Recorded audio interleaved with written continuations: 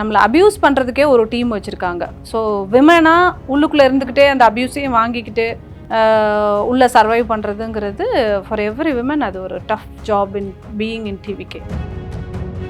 என்னை தொடர்ந்து டார்கெட் பண்ணுறாங்க டிவிகேல. ஐ குவிட்டுன்னு இன்னைக்கு ஒரு லேடி போட்டிருக்காங்க ட்விட்டரில். ஒரு பெண்ணை இழிவுபடுத்தணும் அப்படின்னு சொன்னால் அவங்கள இப்படி தான் பண்ண முடியும். முடிஞ்ச அளவுக்கு என்னடா பண்ணிடுவீங்க, கேரக்டர் அசாசினேட் பண்ணுவீங்க, பண்ணிக்கங்க, என்ஜாய் பண்ணுங்க. நோம்பு கஞ்சியை குடித்தோன்னா நம்ம சிஎம்ன்ற கனவை விஜய் விட்டுறணும். சிறுபான்மையினர் முட்டாள்கள் கிடையாது,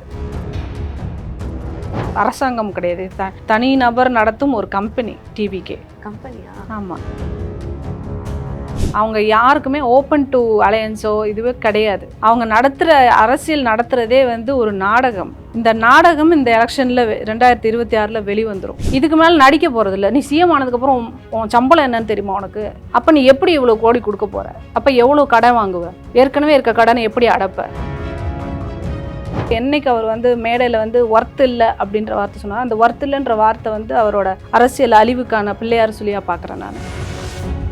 நான் சொல்கிறேன், எழுதி வச்சுக்கோங்க. விஜய் தனித்து ஜெயிச்சிட்டாருன்னா நான் அரசியல் பேசவே மாட்டேன் இனிமேல். நீங்கள் மன்சோறு திங்க சொன்னால் கூட நான் திங்க ரெடியாக இருக்கேன், தனித்து விஜய் ஜெயிச்சிட்டா. குமுதம் ரிப்போர்ட்டர் நேயர்களுக்கு வணக்கம். கடந்த சில நாட்களுக்கு முன்னாடி பெரும் பேசுபொருளான ஒரு நபர், இந்த நபர் தன்னுடைய கட்சியில் இருந்து கொண்டே தலைமையை கேள்வி கேட்டாங்க அப்படின்னு பலரும் அந்த நபர் குறித்து பேசணும். கண்டிப்பாக தாவேக்காலிருந்து விலகி தற்போது திமுகவில் இணைந்த ரஞ்சனா நாச்சியார் அவர்கள் கூட தான் இன்னைக்கு இணைஞ்சிருக்கும். வணக்கம். வணக்கம். நலமா இருக்கீங்களா? நல்லா இருக்கேன். நீங்கள் எப்படி இருக்கீங்க? நல்லா இருக்கேன் மேம்.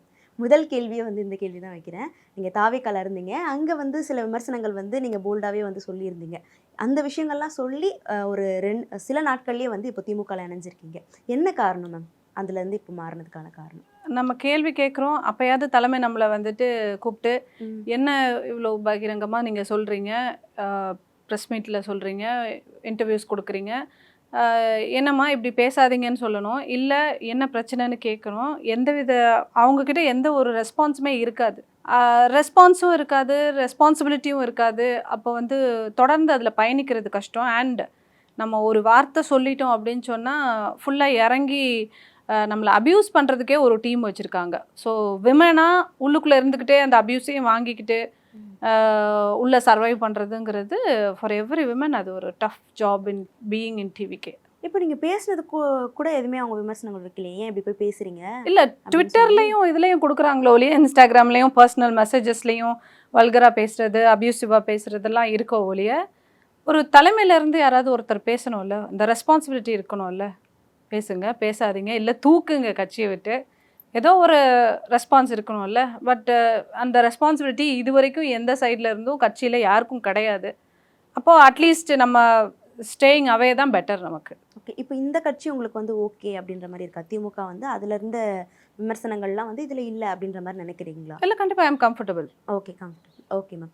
இப்போது கடந்த சில நாட்களாக நிறைய பேர் விமர்சனங்கள் வச்சுட்டு இருந்தாங்க. என்ன விமர்சனம் அப்படின்னா, விஜய் ஏன் இப்படி பண்ணாரு? நீங்கள் சொன்ன அதே விமர்சனங்களுக்கு நிறைய பேர் உடன்பட்டாங்க. ஆமாம், அவங்க சொல்கிறது கரெக்டு தான், ஒரு தலைவராக அவர் இப்படி பண்ணக்கூடாது அப்படின்லாம் நிறைய பேர் சொல்லிட்டு இருந்தாங்க.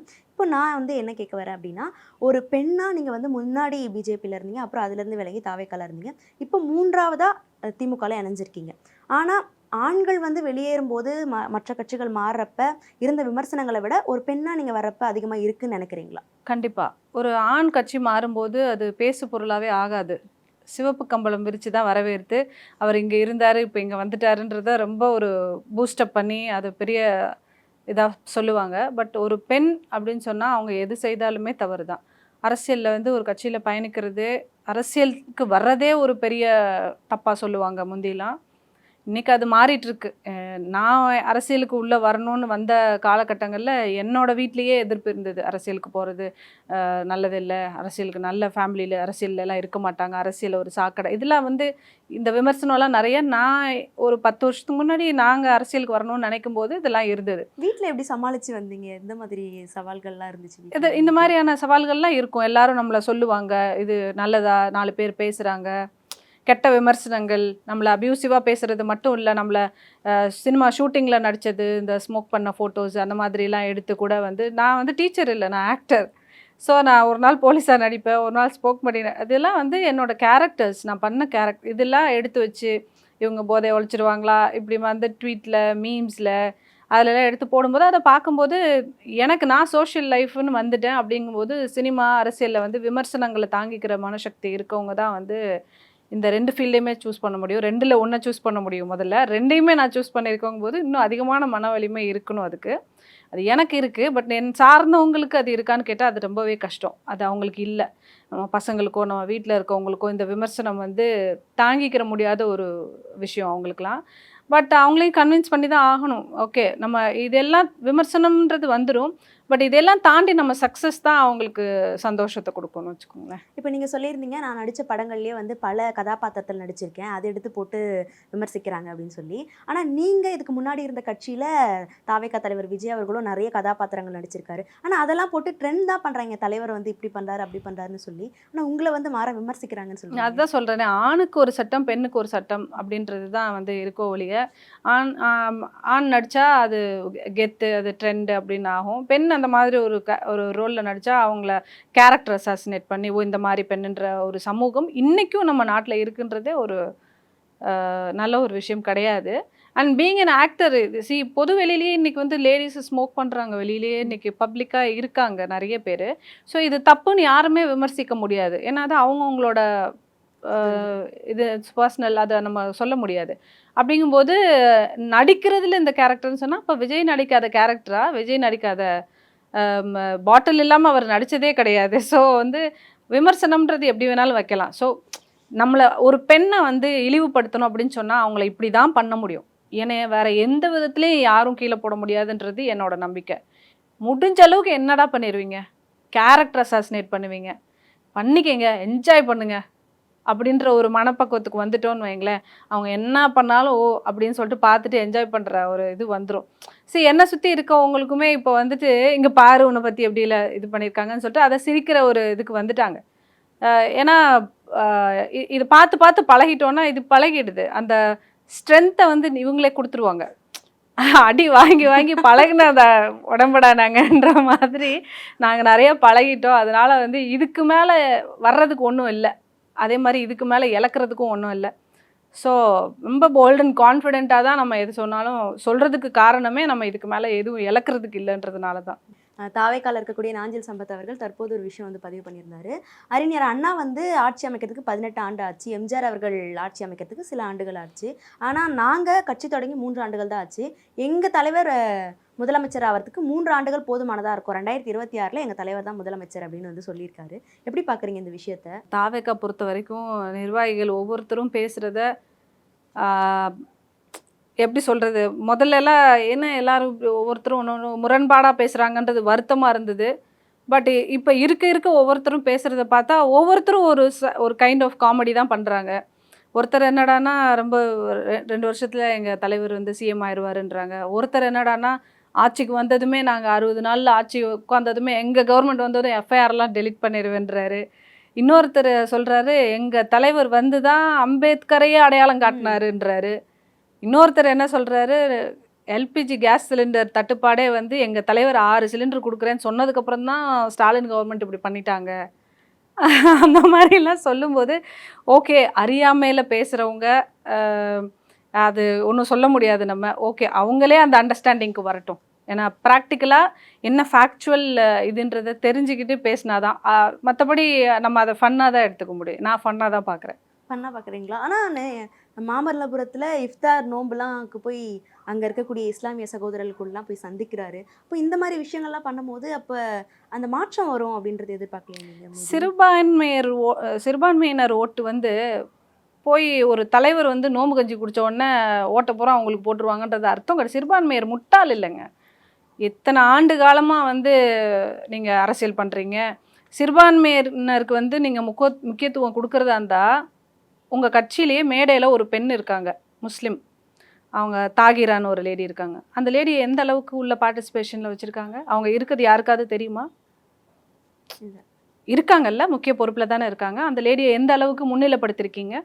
இதெல்லாம் வந்து கேள்விகள் இருக்குது. ஒரு ஓரமாக எங்கேயாவது சீட்டில் மேடையில் உட்கார வைக்கிறீங்களோ இல்லையா, அவங்களுக்கான இடம் நீங்கள் கொடுக்கல, எனக்கு தெரியும். ஸோ அந்த நோம்பு கஞ்சியை குடித்தோன்னா நம்ம சிஎம்ன்ற கனவை வந்து விஜய் விட்டுறணும். சிறுபான்மையினர் முட்டாள்கள் கிடையாது.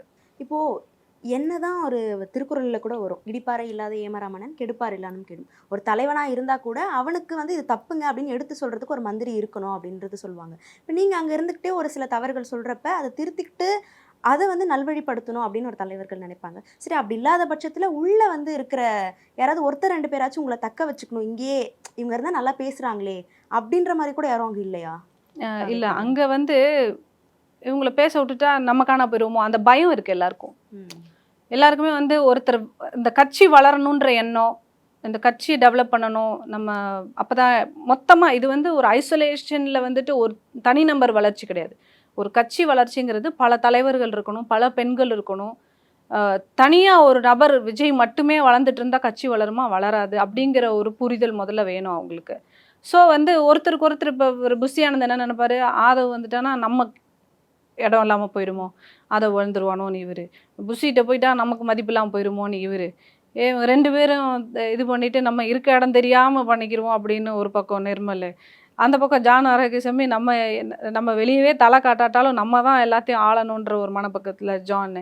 இப்படி வந்து ஒவ்வொருத்தரும் ஒரு ஒரு இதுல இருக்காங்களோ ஒழிய, எல்லாருமே சேர்ந்து உட்கார்ந்து இணைந்து ஒரு முடிவு எடுக்கணும்.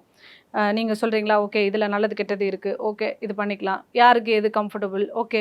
இத தலைவர்ட்ட சொல்லுவோம். அப்படின்ற ஒரு முக்கிய முடிவு எடுக்குறாங்களான்னா கிடையாது. இது தனி நபர் நடத்தும் ஒரு அரசாங்கம் கிடையாது. தனி நபர் நடத்தும் ஒரு கம்பெனி டிவிகே. கம்பெனியா? ஆமா. Okay ma'am. இப்போ அவங்க தொடர்ந்து பல மேடைகள்ல வந்து விமர்சிக்கிறது என்ன அப்படின்னா, திமுகவை தான் விமர்சிக்கிறாங்க. அதுவும் குறிப்பா அவங்க வந்து கொள்கை எதிரின்னு பிஜேபியை சொல்றாங்க. ஆனா பெரும்பாலும் விமர்சிக்கிற மாதிரி தெரியல. அவங்க சொல்றது பெண்களுக்கு பாதுகாப்பு திமுக ஆட்சியில இல்ல அப்படின்ற மாதிரி சொல்றாங்க. ஆனா கட்சிக்குள்ள பாதுகாப்பு இருக்கா? அவங்க வந்து அதை கரெக்டா ஃபாலோ பண்றாங்கன்னு நினைக்கிறீங்களா தாவேக்கால? இன்னைக்கு ஒரு லேடி ட்வீட் போட்டிருக்காங்க. என்ன தொடர்ந்து டார்கெட் பண்றாங்க டிவிகேல. ஐ குவிட்ன்னு இன்னைக்கு ஒரு லேடி போட்டிருக்காங்க ட்விட்டர்ல. நான் கூட அவங்கள ரீட்வீட் பண்ணியிருக்கேன். ஸோ இப்படி அவங்களும் ரொம்ப வருஷமா இருக்கவங்க. ம். எனக்கெல்லாம் முன்னாடி இருந்தவங்க எத்தனையோ வருஷமா இருக்கவங்க. மேபி மக்கள் இயக்கத்துல இருந்து இருக்கவங்கன்னு நினைக்கிறேன். அவங்களே என்னை டார்கெட் பண்றாங்க. இப்படி வந்து என்னை இது பண்ணியிருக்காங்க. என்ன இனிமே எந்த கட்சிக்கும் போகவும் விரும்பல. நான் அரசியல்லேருந்தே குவிட் பண்ணிக்கிறேன்.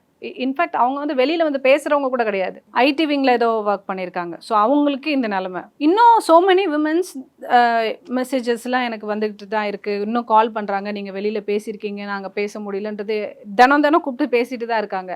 ஆனா வந்து யாரையும் நான் வந்து பேர் சொல்லியோ அதெல்லாம் சொல்ல விரும்பல. ஏன்னா வந்து இருக்க இடத்துல அவங்களோட இதை அவங்க காப்பாத்திக்கிட்டா போதும். ஓகே. அவங்களே வந்து அவங்களோட கஷ்டங்களை சொல்ற வரைக்கும் நம்ம சொல்றது சரியா இருக்காது. பட் தலைவர் அவங்க டிவிகே தலைவர் விஜய் அவர்கள் வந்து இதை உற்று நோக்கணும். இது வந்து இதை சால்வ் பண்ணலைன்னா ஒரு பெண்ணோட இழப்பு அப்படிங்கிறது அவருக்கு எத்தனை லட்சக்கணக்கான ஓட்டு அப்படிங்கிறது தெரியல. ஒரு பெண்ணுன்றது ஒரு ஓட்டு இல்லை. ஒரு பெண்ணுக்கு நடக்கிற அநீதி ஒட்டுமொத்த சமூகத்தில் இருக்க பெண்களின் ஓட்டையும் பாதிக்கும். அப்படின்னும் போது அவர் வந்து தன் கட்சியில் இருக்க நிர்வாகிகளையும் பயக்கிறாரு, சொந்த குடும்பத்தில் இருக்க மனைவி மக்களையும் பயக்கிறாரு, சினிமா இண்டஸ்ட்ரியில இருக்கவங்களையும் பயக்கிறாரு. வாழ்க்கை அதையே நம்ம பேசணும் அப்படின்றாங்களே. தனிப்பட்ட வாழ்க்கை வந்து பொதுவுக்கு வந்துருச்சே. எல்லாமே அது தனிப்பட்ட வாழ்க்கையாக இருந்தால் இப்போ ஒருத்தரோட வாழ்க்கையை எடுத்து போட்டலான்னு ஓடிட்டு இருக்க மாட்டாங்க. அது பொது வெளியில் வந்துருச்சுங்கும் போது அது பொது இதில் அவர் டிஸ்கஸ் பண்ணி தான் ஆக வேண்டிய கட்டாயம் வரும். அதை இல்லைன்னு சொல்ல முடியாது. அதுக்காக இப்போ எத்தனை அமைச்சர்களாகட்டும், எத்தனையோ பேர் அரசியலில் இருக்கவங்க பெரிய பெரிய ஆட்கள்லாம் வந்து எல்லாருக்குமே வந்து ஸ்மோக்கிங் ஹேபிட்ஸ் இருக்கும், ட்ரிங்கிங் ஹேபிட்ஸ் இருக்கும். பொது வெளியில் அதுக்காக குடிச்சிட்டு போக முடியுமா? ஒரு ஸ்மோக்கிங் ஹேபிட் வச்சுக்க முடியுமா? ஒருத்தருக்கும் ஒரு தனி மனித ஒழுக்கம்னு ஒன்று இருக்குது. அதை கடைபிடிச்சு தான் எல்லாரும் வாழ்ந்துட்டு இருக்காங்க. நீ பொதுவுக்கு வந்துட்டேன்னா பொதுவில் நீ பேச தான் படுவ. ஏன்னா வந்து you want to become a leader. அப்போ நம்ம அந்த கட்டுப்பாடுன்றது கண்டிப்பாக முக்கியம். Okay ma'am. இப்போ நிறைய தாவேக்கால இருக்கக்கூடிய பெண் நிர்வாகிகளே வந்து உங்ககிட்ட வந்து ஷேர் பண்ணுறாங்க அப்படின்ற மாதிரி சொல்கிறீங்க. நீங்கள் வாய்ஸ் அவுட் பண்ணதுனால இப்போ உங்கள் மேலே ஒரு ஹோப் இருக்கிறதுனால ஷேர் பண்ணுறாங்கன்னு நினைக்கிறீங்களா? ஆமாம். Okay ma'am. இப்போது இன்னொரு பக்கம் பார்த்தீங்கன்னா நிறைய முரண்பாடுகள் இருக்குன்னு சொல்லியிருந்தீங்க. சமீபத்தில் ஒரு முரணாக வந்து ஒரு விஷயம் இருந்துச்சு. ஆதவர்ஜுனா வந்து எங்ககிட்ட வந்து பேரம் பேசினாங்க. 2.5 வருஷம் தாவேகா தலைவர் விஜய் முதலமைச்சராக இருக்கட்டும், 2.5 வருஷம் எடப்பாடி முதலமைச்சராக இருக்கட்டும்ன்ற மாதிரிலாம் பேசினாங்க. தொகுதிக்கெலாம் நிறைய கான்வர்சேஷன் போச்சுன்னு இவர் சொல்கிறாரு. நிர்மல்குமார் சொல்கிறாரு அப்படி ஒரு பேச்சே நடக்கலை அப்படின்னு சொல்கிறாரு. இது எப்படி பார்க்குறீங்க? அதை தான் நான் முதலேருந்தே சொல்கிறேன். ஒருத்தனுக்கு ஒருத்தன் என்ன நடக்குதுன்னே தெரியாமல் தான் அந்த கட்சியே நடக்குது. விஜய் என்ன செஞ்சுட்டு இருக்காருன்னு கூடயே இருக்கவங்களுக்கு கூட தெரியாது.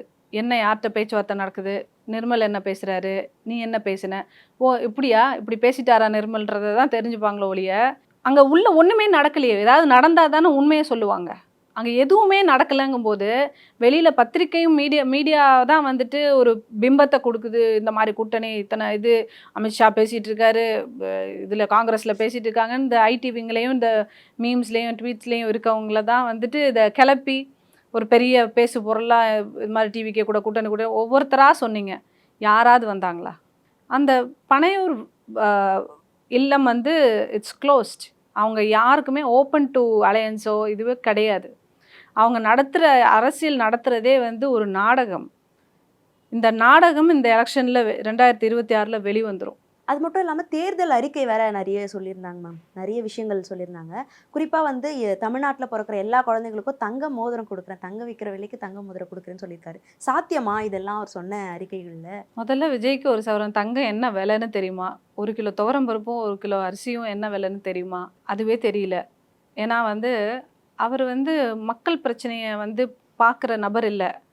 அவர் முடங்கி வீட்டுக்குள்ளே இருக்கிற ஒரு கூண்டு கிளியாக இருக்கிறாரு. இவர் எப்படி வந்து 1 கிலோ அரிசி என்ன விலை, 1 கிலோ 1 சவரன் தங்கம் என்ன விலைன்றது தெரிஞ்சு தான் சொல்கிறாரா? ஒரு டேட்டா இருக்கணும். எது பேசினாலுமே வந்துட்டு கற்பனையாக இருக்கக்கூடாது. அதுவும் ஒரு அரசாங்கம் நடத்தணும் அப்படின்றவங்களுக்கு வந்துட்டு கற்பனையில் சில வாக்குறுதிகள் கொடுக்கக்கூடாது, கணக்கோட கொடுக்கணும்னு நினைக்கிறேன். அவர் வந்து இல்லை, நான் ஒரு பேசிக் ஒரு ஜென்ரலாக ஒரு கணக்கு நான் சொல்கிறேன். அவர் என்ன சொல்லியிருக்காருன்னா, பிறக்கிற ஒவ்வொரு குழந்தைக்கும் 1 சவரன் தங்கம் சொல்லியிருக்காரு இல்லைங்களா? 1 சவரன் தங்கம்னு சொன்னால் இன்றைக்கி தமிழ்நாட்டில் வந்து 2022-23 கணக்குப்படி பார்த்திங்கன்னா சுமார் 9,30,834 குழந்தைகள் பிறக்கிறாங்க. ஒரு சவரன் வந்து இன்றைக்கி சுமார் 1,16,000 வச்சுக்கோங்க. அப்படின்னா ஒரு வருஷத்துக்கு எவ்வளோ வருது? 9,36,000 வருது. எவ்வளோ ஒரு வருஷத்துக்கு? அப்போ மொத்த மதிப்பு 10,000 கோடி, 10,900 கோடி வரும். 5 வருஷத்துக்கு 55,000 கோடி. அப்போ இது ஒரு சும்மா ஒரு அனௌன்ஸ்மெண்ட்டாக ஒரு ஸ்லோகனாக சொல்லக்கூடாது. இல்லை, அவர் சம்பாதிக்கிறாரு, அதுலேருந்து ஏங்க 55,000 கோடி எங்கே இருக்குது?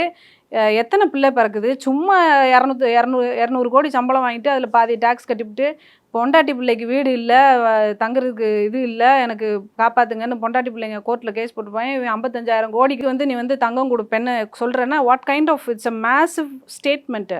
அது அந்த ஒரு ஃபினான்ஷியல் ஸ்டேட்மெண்ட்டை வந்து பண்ணுறதுக்கு வந்துட்டு உங்ககிட்ட யார் இருக்கா இந்த கணக்கு வழக்கு பார்க்குறதுக்கு? இதை எப்படி கொண்டு வர போகிற? அண்ட் ரெண்டாவது என்னமோ ஒரு பாயிண்ட் சொல்லியிருந்தாரு, லைக் சிலிண்டர் 6 சிலிண்டர் ஃப்ரீயாக கொடுப்பேன் அப்படின்னு சொல்லியிருக்காரு. ஸோ தமிழ்நாட்டில் மொத்தம் எத்தனை ரேஷன் கார்டு இருக்குன்னா 2 கோடி கிட்ட, ஒரு தோராயமாக வச்சுக்கோங்க, 2 கோடி ரேஷன் கார்டுன்னு வைங்க. ஒரு சிலிண்டர் விலை தோராயமாக ஒரு 900 வச்சுக்கோங்க. ஒரு வருஷத்துக்கு 13 கோடி சிலிண்டர் கொடுக்கணும். அப்போ மொத்தமாக ஒரு வருஷத்துக்கான செலவே பார்த்திங்கன்னா 12,600 கோடி. 5 வருஷத்துக்கு 65,000 கோடி. அப்போ இதில் ஒரு 55,000 கோடி, இந்த 2 ஸ்கீமை மட்டுமே, மற்றதெல்லாம் விடுங்க, இந்த 2 ஸ்கீமை மட்டுமே வச்சுக்கிட்டாலும் அது ஒரு 55,000 கோடி, இது ஒரு 65,000 கோடினா மொத்தம் 1,20,000 கோடி. இது எங்கேருந்து கொண்டு வர போகிற? இந்த பட்ஜெட்டை ப்ரிப்பேர் பண்ணுறதுக்கு ஒரு எக்கனாமிக்ஸ் இருக்கணும்ல. அதாவது அரசியலில் வந்துட்டு சும்மா ஜஸ்ட் லைக் தட் ஒரு ஸ்லோகனாக மேடையில் பேசிட்டு போகக்கூடாது. அரசியலுங்கிறது எக்கனாமிக்ஸ் ரொம்ப முக்கியம். அன்ரியலிஸ்டிக்காக ப்ராமிசஸ் கொடுத்துட்டு போகிறது வந்து மக்கள் வந்து முட்டாள் கிடையாது. இல்லை, படித்தவங்க நிறைய பேர் இருக்காங்க. படிக்காதவங்களுக்கு, கணக்கு வழக்கு தெரியாதவங்களுக்கு அண்ணன் தங்கம் கொடுக்குறேன்னு சொல்லிட்டாரு, அண்ணன் என் பிள்ளைக்கு மாமனா வராரு, மோதிரம் போடுறாருன்னு ஒரு ஃபேக்கான நம்பிக்கையை கொடுக்குறாரு மக்களுக்கு. ஒரு மிஸ்லீட் பண்ணுறது பீப்புளை. இந்த மாதிரி கொடுக்கக்கூடாது. ஒரு புத்திசாலித்தனமாக நீ என்ன கணக்கு வச்சுருக்க? உன் சம்பளத்துலேருந்து கொடுக்க போறியா? நீ சிஎம் ஆனதுக்கப்புறம் உன் சம்பளத்தை செலவு பண்ண போகிற? உனக்கு இவ்வளோ நாள் நடித்த, இதுக்கு மேலே நடிக்க போகிறதில்ல. நீ சிஎம் ஆனதுக்கப்புறம் உன் சம்பளம் என்னன்னு தெரியுமா உனக்கு? அப்போ நீ எப்படி இவ்வளோ கோடி கொடுக்க போகிற? அப்போ எவ்வளோ கடன் வாங்குவ? ஏற்கனவே இருக்க கடனை எப்படி அடைப்ப? இதுக்கெல்லாம் ஒரு கணக்கு வழக்கு வேணும். அது இல்லாமல் சும்மா 4 பேர் எழுதி கொடுக்கறத படிக்கிறது, திஸ் இஸ் நாட் ஃபேர். ஆனால் அங்கே அரசு அதிகாரியாக இருந்து போன அருண்ராஜ் அவர்கள்லாம் இருக்காங்கல்ல அங்கே. அரசு அதிகாரியாக இருந்தவர் போய் என்ன சொல்கிறாரு? இன்றைக்கி வந்து ஒரு மேடையில் வந்து ஒரு முதல்வரை வந்து தற்குறி முதல்வர். ஒரு மேடையில் ஒரு நாகரிகம், மேடை நாகரிகம்னு ஒன்று இருக்குது, அரசியல் நாகரிகம்ன்றது ஒன்று இருக்குது. மக்களால் தேர்ந்தெடுக்கப்பட்ட முதல்வரை வந்துட்டு நீங்கள் உங்களை தற்குறின்னு யார் சொன்னா? பொதுமக்கள் வெளியில் இருக்க சில அரசியலில் கீழே இருக்கிறவங்க உங்களை தற்கொலைன்னு விமர்சிக்கிறது இதெல்லாம் நடக்கும். அதெல்லாம் நீங்கள் ஃபைட் பண்ணிக்கலாம், டிபேட் பண்ணிக்கலாம். பட் எந்த மேடையிலையாவது எதுலையாவது நீங்கள்லாம் தற்கொலைன்னு சொன்னாங்களா? முதல்வரோ இல்லை முக்கிய பொறுப்பில் இருக்க மந்திரிகளோ யாராவது உங்களை அப்படி விமர்சிக்கலாங்களா? இல்லை. அரசியலுக்கு வர்றது எல்லாம் நல்ல விஷயம், நீங்கள் வரவேற்கிறோன்னு தான் சொன்னாங்க. அப்படி இருக்கும்போது ஒரு படித்த நீயே நீ தற்கூரி முதல்வர்னு மேடையில் பேசுகிற, அப்போ எப்படி உனக்கு கீழே இருக்க தொண்டர்கள் மதிப்பாங்க? அடுத்த கட்சிக்காரங்களா இருந்தாலும் அந்த மதிப்பை நீ கற்றுக் கொடுக்க வரணும். நீ கற்றுக் கொடுக்க வர்றது இளைஞர்களுக்கு முன்னுதாரணமாக இருக்கணும். அப்போ அப்யூசிவ் கட்சியாகவும் ஒரு அறிவில்லாத கட்சியாகவும் ஒரு நாலேஜ் இல்லாத ஒரு ஸ்டேட்மெண்ட்ஸ் கொடுக்குற கட்சியாகவும் வெறுமன மேடையில் கொடுக்குற ஸ்லோகன்ஸாகவும் இப்படி தான் இன்றைக்கி டிவிக்கு வளர்ந்துக்கிட்டு வருதோ ஒழிய, டிவிக்கு வளர்ந்துக்கிட்டு வருதுன்னு சொல்கிறத விட இப்படி வெளிப்படையாக இன்றைக்கி அழிஞ்சிக்கிட்டு வருது. இதோட அழிவு ரொம்ப ஒரு பெரிய பீரியட்லாம் இருக்காது. ரொம்ப வேகமாக அந்த வார்த்தை என்னைக்கு அவர் மேடையில் ஒர்த் இல்லை அப்படின்ற வார்த்தை சொன்னார், அந்த ஒர்த் இல்லைன்ற வார்த்தை அவரோட அரசியல் அழிவுக்கான பிள்ளையார் சொல்லியாக பார்க்குறேன் நான். அது ரொம்ப ஒரு டேஞ்சரஸான ஒரு ஜோனில் இருக்கார். அது அவரே புரிஞ்சுக்கிறவர். கண்டிப்பாக இந்த தேர்தலுக்கு அப்புறம் தாவேக்கா இருக்கும்னு நினைக்கிறீங்களா? இல்லை எப்படி? இருக்காதுன்னு நினைக்கிறேன். கண்டிப்பாக இருக்காது. ஓகே. இப்போ அதே அருண்ராஜ் அவர்கள் சொல்றாங்க, இலவசங்கள்லாம் ஏன் வாங்குறீங்க, இலவசங்கள் மக்கள் வாங்குறத முதல்ல நீங்க வேணான்னு சொல்லணும் இலவசங்கள்னு. ஆனா அறிக்கைகள்லாம் அறிக்கை கொடுக்குறாங்க, இலவசம் வேண்டான்னு சொல்லுங்கிறாங்க. நீங்க மக்களை இலவசங்கள் கொடுத்து ஏமாத்துங்கன்றாங்க. நீங்க அவர் தானே சில்வர் டப்பாலாம் போட்டு நியூஸ்ல எல்லாம் வந்தது பார்த்தீங்களா? புதுசா ட்ரெண்டிங்காக பூஸ்ட் டப்பா வேற கொடுத்துட்டு இருக்காரு அவர் ஃபோட்டோ ஒட்டி. எனர்ஜியாக ஓட்டு போடுங்கன்னு கொடுக்குறாரா என்னன்னு தெரியல. ஸோ இதெல்லாம் படித்தவங்க பண்ணுற செயல் கிடையாது. அரசியல் புரிதல் இருக்கவங்க செய்கிற செயல்கள் கிடையாது. ஸோ அந்த கட்சியில் படிச்சிருந்தாலும் படித்த முட்டாள்னு சொல்கிற ஆட்கள் தான் இருக்கிற மாதிரி நான் பார்க்குறேன் ஒழிய சிந்தனை உள்ள ஒரு மக்கள் இல்லை அங்கே. Okay ma'am. ஒரு பெண்ணாக இருந்து நிறைய விஷயங்களுக்கு நீங்கள் வாய்ஸ் அவுட் பண்ணுறீங்க அப்படின்னும் போது விமர்சனங்கள் குறித்துலாம் நம்ம நிறைய பேசணும். இப்போ அதிமுகவில் இருக்கிற முன்னாள் அமைச்சர்கள்லாம் மேடையில் பேசி அது விமர்சனத்துக்கு உள்ளாகுது. சி.வி. சண்முகம் அவர்கள் பேசியிருக்காரு, கனவு என்னன்னு சொல்லுங்கன்னு முதல்வர் கேட்குறாரு, நான் நயன்தாரா வேணும்னு கேட்டால் கொடுத்துருவாரா அப்படின்னு கேட்குறாரு. இன்னொரு பக்கம் பார்த்தீங்கன்னா திண்டுக்கல் ஸ்ரீனிவாசன் அவர்கள் வெறும் சேலையை தான் கொடுக்குறாரு, உள்பாவடையெல்லாம் யார் தருவா அப்படின்னு கேட்குறாரு. இந்த மாதிரி விஷயங்கள்லாம் எப்படி பார்க்குறீங்க? அதாவது பெண் அப்படின்னாலே ஒரு இந்த மாதிரி ஒரு கொச்சையாக பேசி பெண்களை இது பண்ணுற இது நம்ம தமிழ்நாட்டில் தொடர்ந்துக்கிட்டே தான் இருக்குது. நடிகைகளை இழுத்து பேசுகிறத நடிகர் சங்கம் கண்டனம் கொடுக்கணும். நடிகர் சங்கம் அதுக்கான ஸ்ட்ரிக்டான ஆக்ஷன்ஸ் எடுக்கணும். நடிகர் சங்கம்லேருந்து ஒரு கம்ப்ளைண்ட் வந்துச்சுன்னு சொன்னால் அவங்க மந்திரி பதவியிலேயே இருந்தாலும் அவங்க மேலே ஒரு பெரிய நடவடிக்கை எடுக்கிற மாதிரியான கவர்னன்ஸ் வரணும். அப்போ தான் பெரிய இடங்களில் இருக்கவங்களும் கீழ் லெவலில் இருக்கிறவங்களும் சரி, மேடை பேச்சாளர்களும் சரி, ஒரு கண்ணியத்தோடு பேசணுன்ற ஒரு இதுக்கு வருவாங்க முதல்ல.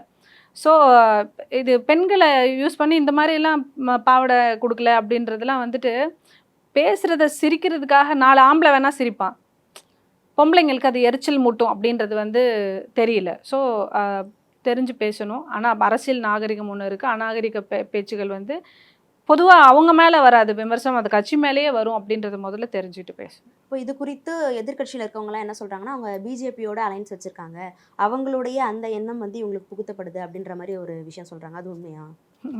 யாரோட எண்ணத்தையும் புகுத்த முடியாது. இது தனி மனிதர் ஒருத்தர் பேசிட்டா இது அந்த கட்சியோட சப்போர்ட்டு, அதை நான் அப்படி எடுத்துக்கல. இது தனி மனிதர் ஒருத்தர் பேசுகிறத வச்சு நம்ம மொத்த கட்சியும் இவங்களோட அலையன்ஸ்னால இவங்க எப்படி பேசுகிறாங்க அப்படி தனிநபர் அவர் திருத்தி கொள்ளணும், அவ்வளோதான். Okay ma'am. இப்போது டிஎம்கேல அலைன்ஸ் வைக்கிறதா இருந்தாலும் காங்கிரஸ்லேருந்து டெல்லியிலேருந்து இங்கே பேசுகிறாங்க. ஆனால் இங்கே பார்த்தீங்கன்னா அப்படியே அதிமுகவில் அவர் போய் டெல்லியில் போய் பேசுகிற ஒரு விஷயம் இருக்குது. கூடவே அன்புமணி போகிறாரு, தினகரன் போகிறாரு, எல்லாமே டெல்லிக்கு போய் பேசுகிற ஒரு விஷயம் நடக்குது. இந்த விஷயங்களை எப்படி பார்க்குறீங்க? சில தேவைகள் இருக்கும். ஸோ டெல்லியில் இருக்க லீடர்ஸ் கிட்ட தான் சில விஷயங்களை நம்ம டிஸ்கஸ் பண்ண வேண்டியது இருக்கும். முக்கிய நகர்வுகள் எல்லாம் இங்கே பேச முடியாது. அவசர தேவைகளுக்காக லீடர்ஸ் போயிட்டு டெல்லியில் இருக்கவங்க கிட்ட டைரெக்டாக அணுகிறதுங்கிறது நம்ம பார்த்துக்கிட்டு தானே இருக்கோம். அதில் ஒன்றும் அரசியலில் தப்பாக படலை. அது ஒரு அரசியல் நகர்வுகளில் அதெல்லாம் நடக்கக்கூடிய விஷயங்கள். இல்லை, ஒரு தலைமையாக இப்போ அவர் தான் அதிமுகவுக்கு ஒரு தலைமை பொறுப்பில் இருக்கார். தலைமையாக அவர் தான் டெல்லியில் இருக்கவங்களை இங்கே வர வச்சு அவர் பேசி அப்படின்னு அவசியம் இல்லை. அதுக்குன்னு ஒரு ஆளுமை இருக்கணும். அதாவது ஜெயலலிதா அம்மா மாதிரி ஒருத்தவங்க இருக்கும்போது அவங்கள இங்கே வர வைக்கிற கேப்பபிலிட்டி அவங்களுக்கு இருந்தது. எடப்பாடி அவர்களுக்கு அந்த கேப்பபிலிட்டி இல்லைன்னு நினைக்கிறேன். அவர் எப்போவுமே தன்னை போய் எங்கே போனாலும் ரொம்ப தலை குனிஞ்சு அவங்கக்கிட்ட மண்டிட்டு வேலை பார்க்குற ஒரு ஆளாக தான் இருக்கார். அதனால அவர் டெல்லி கவர்மெண்ட்டு அதை யூஸ் பண்ணிக்கிறாங்க. இப்போ நீங்க திமுகல இணைஞ்சிருக்கீங்க. திமுகல உங்களுடைய செயல்பாடு அங்க எப்படி இருக்கும் இதுக்கப்புறம்? ரொம்ப ஃபோர்ஸிபிளாக இருக்கும், சிறப்பாக இருக்கும் இந்த எலெக்ஷனுக்கு பார்க்கலாம். என்ன மாதிரியான பிரச்சாரம்லாம் நீங்க முன்னெடுக்கலாம் அப்படின்ற மாதிரி இருக்கீங்க? இல்லை, இனிமே தான் எனக்கான பொறுப்புகள் என்னென்ன அப்படின்றத வந்து எனக்கு தலைமையில் சொல்லுவாங்க. அது சொன்னதுக்கப்புறமா சிறப்பான செயல்பாடுகள் கொடுக்கணும் அப்படின்றது என்னோட. இந்த தேர்தலில் உங்களுடைய வேலை எப்படி இருக்கும்? பிரச்சாரமா இருக்கட்டும் அல்லது தேர்தல் சார்ந்த வேலைகளா இருக்கட்டும், அது எப்படி இருக்கும்? அடுத்து நீ எலெக்ஷன் டேட் அனௌன்ஸ் பண்ணிட்டாங்க. ஸோ அதனால விறுவிறுப்பான அரசியல் களம் இது. அடுத்த 1 மாத காலத்துக்கு வந்துட்டு ஓய்வில்லாத ஒரு வேலையாக இருக்கணும். பிரச்சாரம் ஆகட்டும், எதுவாக இருந்தாலும் ஓய்வில்லாத வேலை பார்க்கணும் அப்படின்றது தலைமையிலேருந்து கொடுத்துருக்காங்க. அதனால வந்து அடுத்த 30 நாள் ரொம்ப ஃபாஸ்ட் அண்ட் ஃபியூரியஸாக இருக்கும் வேலை. நீங்கள் இப்போ தமிழ்நாடு ஃபுல்லாக திமுக சார்பிலேருந்து போய் இப்போ பிரச்சாரம் பண்ணலாம் இல்லை, எங்கெல்லாம் தலைமை நமக்கு முடிவு பண்ணியிருக்காங்களோ, எங்கே போகணுன்றதுக்கு அனுமதி இருக்குதோ அங்கே இது இந்த இடத்துக்கு நம்ம தேவைப்படுறோம் அப்படின்றது தலைமை முடிவு பண்ணணும். ஏன்னா இது வந்து நம்ம முடிவு பண்ணுறது இல்லை இல்லையா? தலைமை வந்து இந்த இடத்துக்கு இவங்களை அனுப்புனா சரியாக இருக்குன்றது நம்பினாங்கன்னா நான் கண்டிப்பாக அதுக்கு போவேன். இப்போது நாம் தமிழர் கட்சியிலேருந்து 117 பெண் வேட்பாளர்கள், 117 ஆண் வேட்பாளர்கள் நிறுத்தியிருக்காங்க. வழக்கமாக அது பண்ணுறது தான். ஆனால் முன்னாடியே வந்து அது பிளான் பண்ணிட்டாங்க இந்த விஷயங்கள்லாம். இது எப்படி பார்க்குறீங்க? அது ஒரு நல்ல விஷயமா தான் பார்க்குறேன். அது எல்லா கட்சிகள்லையும் வந்தால் இன்னும் நல்லா தான் இருக்கும். அது நான் ரொம்ப பார்த்து வியந்த ஒரு விஷயம் நாம் தமிழரில் அந்த ஒரு விஷயம். இப்போ நீங்கள் போய் ஜாயின் பண்ணுறப்ப அந்த விஷுவலெல்லாம் வந்துச்சு, நீங்களும் முதல்வரும் பேசிகிட்டு இருக்க மாதிரி என்னெல்லாம் சொன்னார் முதல்வர்? என்ன பேசினார்? ஃபோட்டோவில் இருக்கிற ராஜா ஃபோட்டோவை பார்த்து கேட்டார், இவர் உங்கள் தாத்தாவா அப்படின்ட்டு. ஆமாம், உங்கள் தாத்தா எப்படி உங்களுக்கு தாத்தான்னு கேட்டார். சொன்னேன், அவர் ராஜா பாஸ்கர சேதுபதி அவரோட ஃபோட்டோ அது, ராஜா ஃப்ராம்நாட். அவருக்கு தெரியாதது இல்லை, சுவாமி விவேகானந்தரை சிகாகோ கான்ஃபரன்ஸ்க்கு அனுப்பியவர். அவரோட வழிவந்த பேத்தி நான், ராமநாதபுரம் சமஸ்தானத்தை சேர்ந்தவர் சொன்னேன். ரொம்ப சந்தோஷமாக ரொம்ப சிறப்பாக செயல்படுங்க, உங்களோட பேச்சுக்கள்லாம் ரொம்ப நல்லா இருந்தது, நானும் பார்த்தேன். அவரும் பார்த்தேன். உங்களுக்கு நல்ல செயல்பாடுகள் நல்லா இருக்கட்டும், நல்லா பண்ணுங்கள், ஆல் தி பெஸ்ட் அப்படின்னு சொன்னார். ரொம்ப சந்தோஷம் சார், அவ்வளோதான். ஒரு சிம்பிளான ஒரு கான்வர்சேஷன் தான். பட் ஆனால் இந்த அளவுக்கு ஒரு முதல்வர் நமக்கு கூப்பிட்டு அந்த அங்கீகாரத்தை கொடுக்கறது, இதுதான் வந்து ஃபீமேலுக்கு பொறுத்த வரைக்குமே யாரும் வந்து காசு பணத்துக்கு அடிபணிய மாட்டாங்க. அந்த அன்புக்கு அடிபணிஞ்சவங்க தான் பெண்கள். இந்த அன்பும் அக்கறையும் ஒரு ரெஸ்பெக்டும் சேர்ந்து கிடைக்கும்போது பெண்கள் அவங்களுக்காக முழு மனதோட நம்மளோட டைமை கொடுக்குறதாகட்டும், நம்மளோட ஒர்க்கை உள்ளே இறங்கி வேலை பார்க்குறதாகட்டும், இதெல்லாம் வந்து ஒரு அன்போடு செய்வோம். அந்த கைண்ட் ஆஃப் பர்சனாக முதல்வர் அவர்கள் இருந்தார். அது எனக்கு ரொம்ப சந்தோஷமாக இருந்தது. Okay ma'am. இப்போ இன்னும் வரைக்கும் திமுகவில் வந்து யார் யாருக்கு எவ்வளோ தொகுதிகள் அப்படின்னு இன்னுமே வந்து முடிவுக்கு வரல. பல காலம் பயணித்த கட்சிகளுக்குமே கூட இன்னும் பேச்சுவார்த்தை போய்கிட்டே தான் இருக்குது. அப்படின்னும் போது தனித்தே வந்து விஜய் வெற்றி பெறுவார் அப்படின்னு ஒரு சிலர் சொல்லிக்கிட்டு இருக்காங்க. இப்போ நீங்கள் வந்து இதிலேருந்து இந்த கட்சிக்கு வந்ததுனால வருத்தப்படுறீங்களா? அதிலே இருந்திருக்கலாமோ, அதிலே இருந்து இன்னும் கொஞ்சம் சொல்லி தனித்து விஜய் ஜெயிச்சிருவாருன்றதுக்காக நான் அங்கேயே இருந்தது. தனித்து விஜய் ஜெயிச்சிட்டாருன்னா நான் சொல்கிறேன், எழுதி வச்சுக்கோங்க, விஜய் தனித்து ஜெயிச்சிட்டாருன்னா நான் அரசியல் பேசவே மாட்டேன் இனிமேல். நீங்கள் மன்சோறு திங்க சொன்னால் கூட நான் திங்க ரெடியாக இருக்கேன், தனிச்சு விஜய் ஜெயிச்சிட்டா. இப்போ அதை பற்றிலாம் நீங்கள் யோசிக்கல? ஒருவேளை இந்த தேர்தலில் நல்லா பேசுகிறீங்க அப்படின்னு முதல்வரே பார்த்து சொன்னதாக சொல்கிறீங்க. இந்த தேர்தலில் ஏதாவது தொகுதி கொடுத்தா நீங்கள் நிற்கிறதுக்கு வாய்ப்பு இருக்குமா? தலைமை என்ன முடிவு பண்ணால் நிற்கணும், நம்ம நிற்கணுன்றது தலைமையை முடிவு பண்ணுறாங்க, தலைமை விரும்புகிறாங்கன்ற பட்சத்தில் நான் கண்டிப்பாக நிற்பேன். ஓகே மேம், நிறைய விஷயங்கள் இது குறித்து பேசிட்டோம், தொடர்ந்து பேசுவோம். நன்றி. தேங்க்யூ.